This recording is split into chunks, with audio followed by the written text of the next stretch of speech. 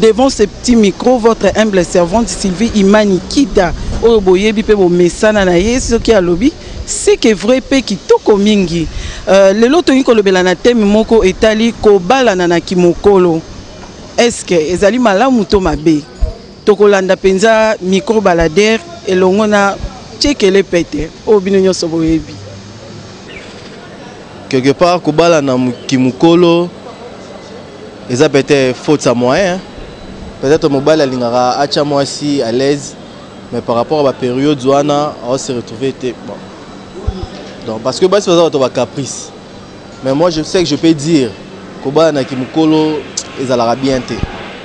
Il faut que la moi si boyeba ni ba caractère parce que na kimokolo royo sous moi si mususu na bandenge mo boye, il y a plus jeune que yo ça là que non à déconner mais il faut que bala, il faut bala avant pour nous viser peut à venir ensemble na moi si.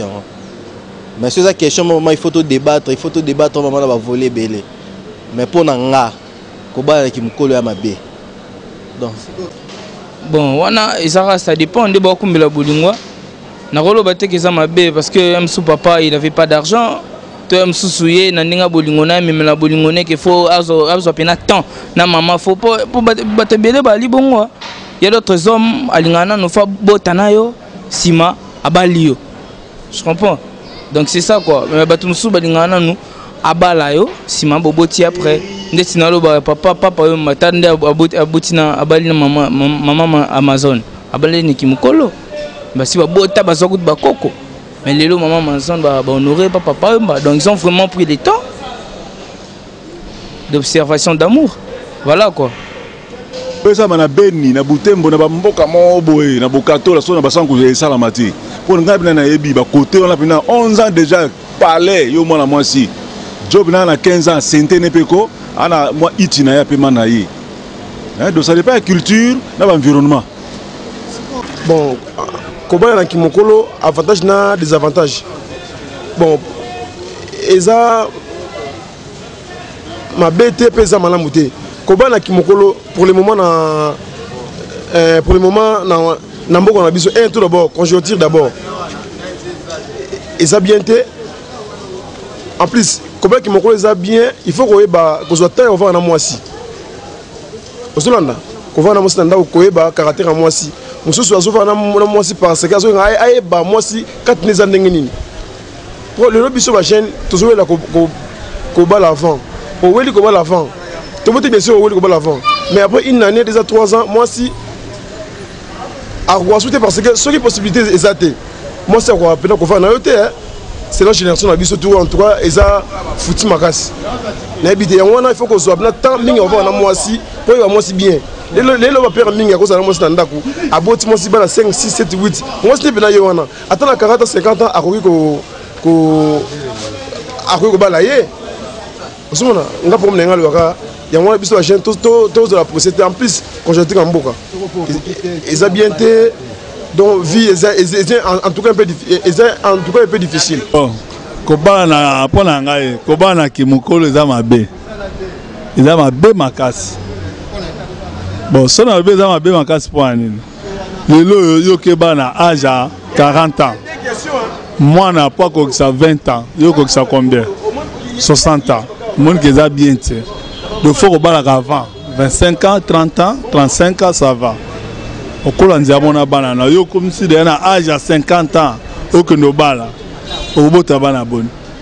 Puis coutumier tant ba jeune mais mariage civil ba comment ba on ça on a âge à 50 ans 60 ans mais le génération le est changé et comme kaka au que peut se coutumier faut que les mamans religieuses OK mabe est-ce que mabe za makasi pour na nini biso le ba jeune à le prestige le réseau bon mabe biso le galboso ah un tel à salaki mariage à la té alliance ngape fona salango de comment le au moins la concurrence surtout quand tu basi à comment il a non pendant de fois à munene à tous dans la boulevard qu'on a deux hommes non pendant non si on a ça marié OK ça propreté ouais na koloba bo pona kobala ya kimokolo bo pona nga na koloba boyi eza bienté pour nini po yo tango déjà oza lengele yo zokola ozokola oyebi déjà que oyebi déjà ozokola okomi déjà mukolo oyebi ke non na minute ofuna bala yo siko obali te olobi te nonga na lingi kaka na sala ambiance ok na ambiance bo sima nango lelo yo komona ke no ambiance wana ezo produit yo te olobi abosa pa na lingi na bala mais omoni ke tango yo kobala par exemple soko yo kobala mwana wana par exemple aza déjà yo za mukolo mwana mwasi aza jeune omoni ke yo okufa avant jeune wana kotikala meleri ya kotikala wana omoni ke oza susu pasi alors pona wana penza kobala ke mukolo penza eza malamu te mais tango zo bala déjà faut tango zo kola déjà faut yeba ke non azana besoin kobala nanu na kimukolo te mais bala penza na bolenge poli tango zo bala na bolenge obali mwasi ya bolenge yo pe na bolenge omoni ke bozala bien bokoboko kola pe bana wana okolisa bana wana ozala na bango bien mais soko lobi obala na kimukolo eza malamu te kobala na mukolo ezali avantage na désavantage eyali suivant mukolo akofana na mwasi na manière akovivre na mwasi ata mwasi azosala mbeba mais mukolo akoya maîtrise omoni mais jeune te jeune lobi bo bapanzani mais mukolo akopatienter afana na mwasi bien na ndenge koki conseil ni to pesa na ba jeune po moni ke ba jeune sikoyo tango yo ole otondi okokite okomeka modindo te po ko bala wana yali sekete ko bala yali eloko moko boso nzambe te mutatinda ngo donc yo jeune avo bala il faut mimona o mikoko koka nini primo na un oyeba musala po nourrir mwasi wana ya mibale emplacement mo ya kitoko moni ndenge okoki kobala mais zate ko bala bibala bala kana yo zala na ndako tata ozala likolo ya carton bazo lesa yo lobi aleke ko sente mwana mwasi oye na yo obinga na bala mais wana eza malamu te yango na ba jeune omikokisa so omikokisi opesi droit na papa pe akobakisa yo po tango akala